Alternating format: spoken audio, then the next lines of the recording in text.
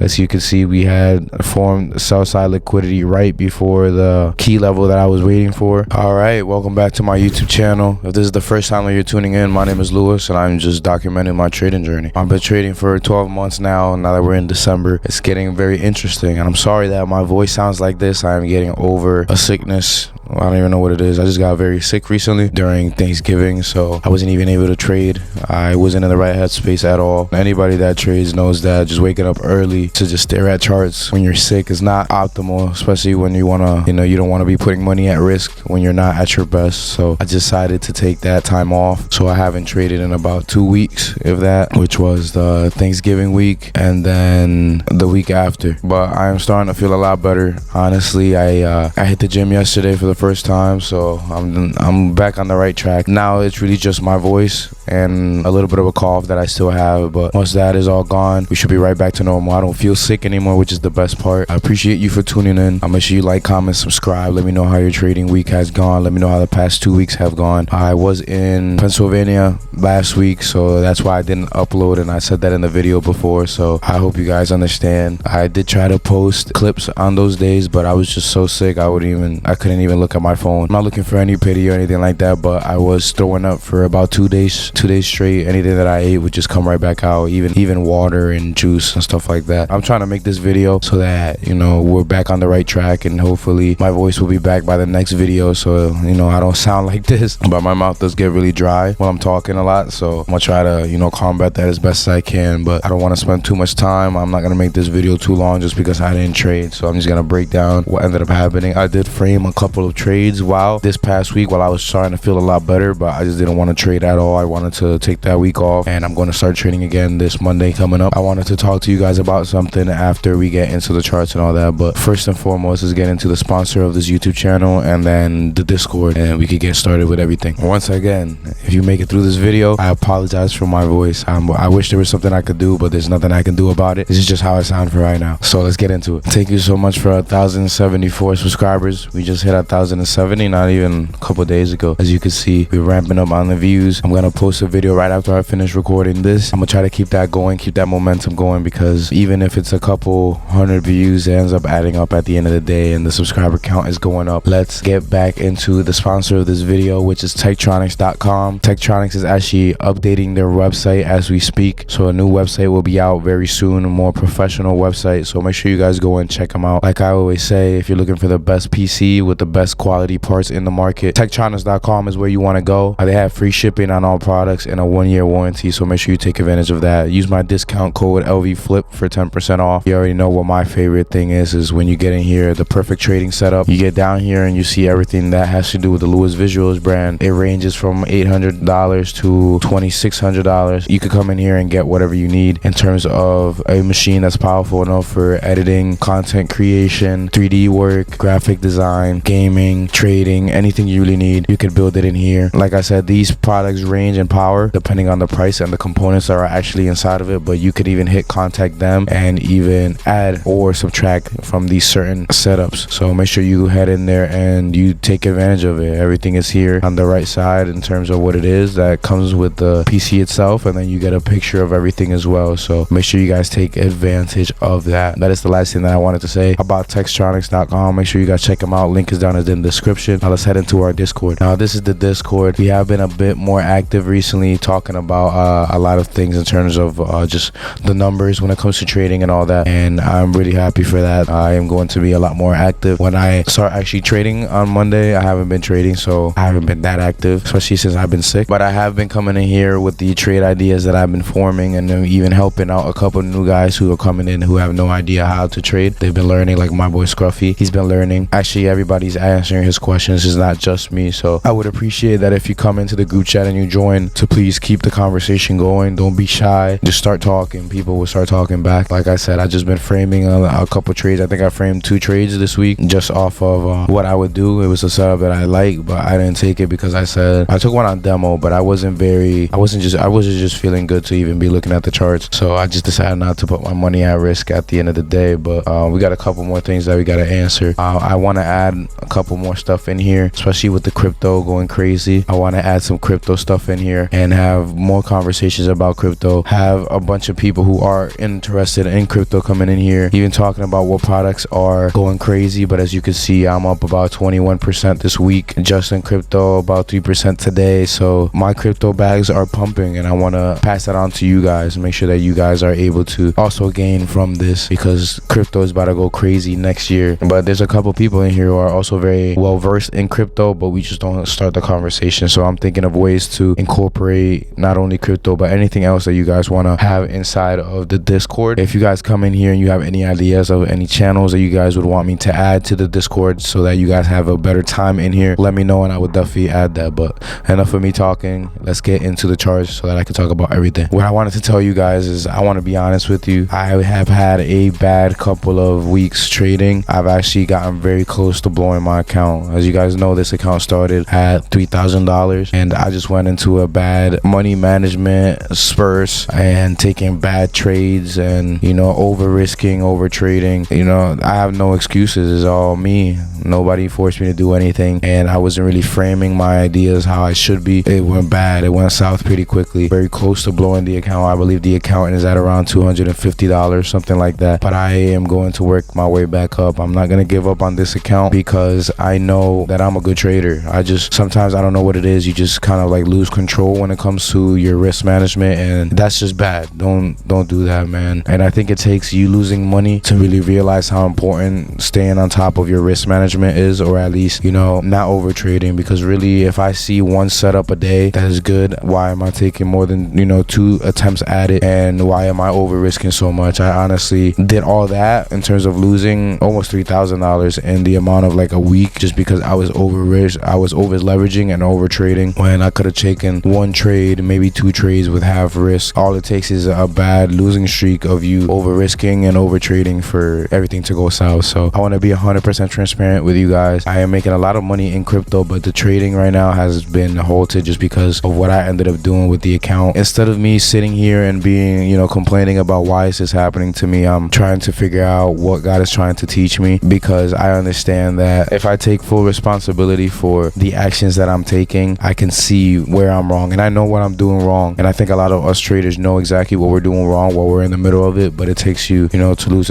a ridiculous amount of money to even take it seriously. So if you're down in a hole like this, just know you can get out of it. I'm going to try my best to get out of it, you know, build up my confidence again as a trader. And that's kind of another reason why I haven't taken any trades in the past 2 weeks. I just needed to take a couple of days off, apart from me being sick. But I haven't stopped looking at the charts in 12 months. I've been looking at the charts every day for 12 months. So I decided to, you know, I didn't even want to look at the charts, but I did frame a couple ideas, and I'm starting to really realize a couple trade setups a week, maybe 3 to 4 setups a week that are well planned. It's gonna suit me a lot better than taking just a trade every day, you know. I think you really do need to lose a lot of money in trading to realize what you're doing wrong in terms of taking it seriously and fixing these mistakes. So I'm gonna start trading with one contract again in the next week, so that I am able to get back the account to the size that I had. And then once I'm actually planning on taking profits in my crypto in the new year, so taking some of that money from the profits, obviously saving half for taxes, just because I don't know how the tax situation is gonna work out, taking half for taxes, and maybe having a 10K account. I've heard from various well respected traders in the space that a 10K account, a live account, is probably the lowest that is good. I'm not saying you can't build an account that is lower and, you know, take some good profits from it, but I think that's my next goal, is to work the account back up to 3,000 and then add 7,000 to that, so that I can have a $10,000 account and then work from there. Because I know I'm a good trader, I just need to fix the stupid stuff. And I know I'm a profitable trader, but doing stupid stuff like I did the past few weeks is just unacceptable, and I have to come to terms with it. I can't lie my way out of it. I'm trying to be more transparent, so I'm going to try my hardest to really show the account balance at the end of every video from now on. I know you guys who have been with me, I have noticed that I haven't shown the account balances just because I don't even know why really, but recently, like the past few weeks, is because of that. I just couldn't believe how fast the account just ended up being drained over a couple trades. So yeah, let's just get into the trades this week. I'm probably just gonna break down about 2 to 3 trades, if I'm being 100% honest, because I didn't really pay attention to the charts that often, but I did frame framed 2 trades that were very good, and then there was another trade on Friday, but I didn't even wake up for that one. As you can see here, this is what the week ended up looking like. Extremely bullish. We went for all-time highs and ended up taking it out. Next week,